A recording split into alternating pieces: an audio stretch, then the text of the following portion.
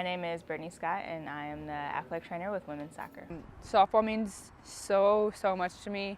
That just kind of got the spark going and just worked up from there. We also make sure that we're available at all of the meals. So we have the dining hall here at University of Illinois, and all of our athletes get 3 meals a day. From North Carolina that you're bringing onto this practice field?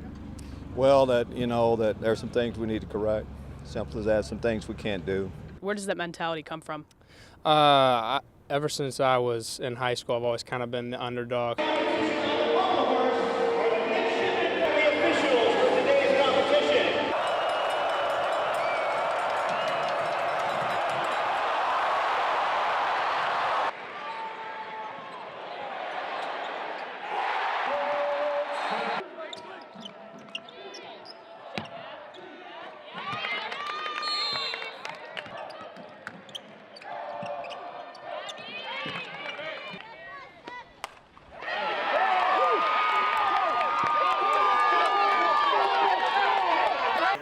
One of the big forces behind Duhawks women basketball is making an impact as large as her height. There's no mistaking the 6'2" defensive force for the Duhawks. Being tall helps, but I don't think that's everything. With 71 blocks in 23 games, Lori certainly makes it hard for the opposition to drive into the paint. But he has a role on the team, and it's one of my roles. And even if I'm not blocking shots, I hope that at least people maybe think twice about driving in. What she's gotten really good at is a lot of people as they're absorbing contact. They get hit and their hands go down, and Lori doesn't do that. Lori gets hit and her hands stay up. If you try to block every shot that comes, you're going to fall out. So it's more so just letting them play into your hands. Lori's consistent technique has allowed Loris opportunities on the other end of the court. I've learned a lot about how aggressive to be. Her getting a block allows us to get out in transition. With Lori's defensive prowess and ability to score herself, it's an impact that's felt on both ends of the court. I wouldn't say I'm the kind of person that's like dying to get the ball, but when I do get it, I will try and make a move and score. But a lot of times it's offensive rebounds. It's my teammates dumping down to me. A lot of it isn't as much creating for myself as it is my teammates creating for me. Reporting for Sports Zone, I'm Joel Schmidt.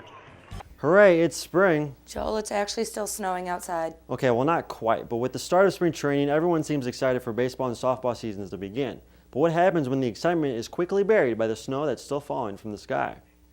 Walking outside every day when you're going to class and you see the snow out there, you're not getting any closer to being able to play outside. Guys get agitated being in here. Everybody wants to be outside. It's a spring sport. You want to be outside with the grass and the fresh air, and it smells good out there, and you can feel the breeze and the sun. So, people want to be outside. Practicing indoors doesn't provide the same feeling as outdoors. It's tough, man. It's really tough. We play on a hard surface in here.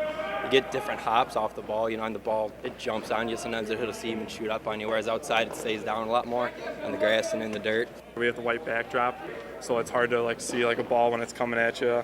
It's just not a fun place to play. Especially hard for outfield because we do a lot of throws in the air and everything. It's really hard to replicate that in here because a lot of times we hit the ceiling. It's not the funnest. Softball is made for outside.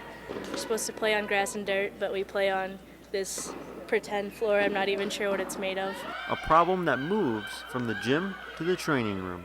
I think it's more of our knees and shins probably hurt a little more running inside just because it's not a real grass or anything like that, and it's kind of a fake court. I mean, it takes a toll on guys' bodies, You see guys coming in early to get some heat or get some ice after practice. We definitely have a lot more time in the athletic training room when we're in here, just because all of the running and diving and sliding that we do on this hard ground really takes a toll on our bodies. The toll it takes on the body is worth the light at the end of the tunnel. And every time you see that temperature go up and the snow start to melt, you get that little glimpse of hope, and you're ready to go outside and play.